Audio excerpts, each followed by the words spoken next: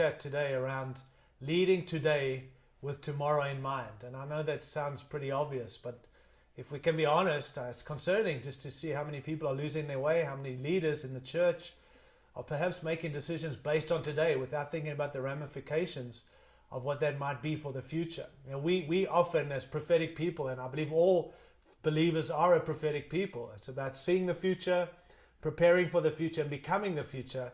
But we as a prophetic people often think in perhaps weeks, months, or years.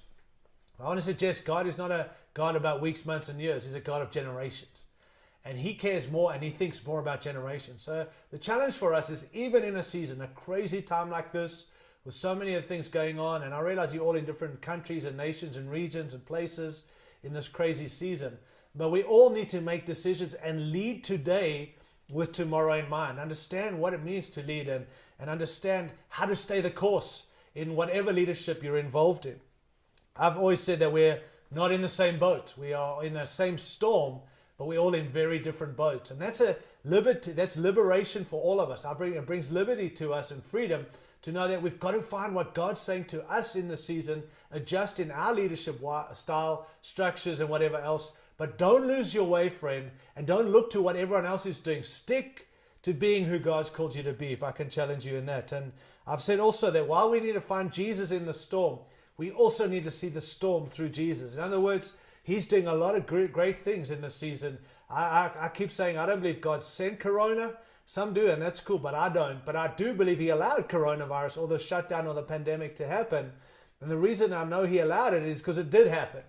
And it's not all bad. There's a lot of good stuff that God's revealed to us and shown us. And it was Winston Churchill who said that mountaintops inspire leaders, but it's the valley seasons that mature leaders. And I feel like there's a whole lot of maturing that God's doing in this season. We love the mountaintops, and let me tell you, we're coming back to some of that again, but it's these valley seasons that bring us to a place of maturity. Remember, there's no comfort in the growth zone, but there's no growing in the comfort zone. And so we don't want to be in this comfort zone. We want to keep growing and walking into the things God has for us.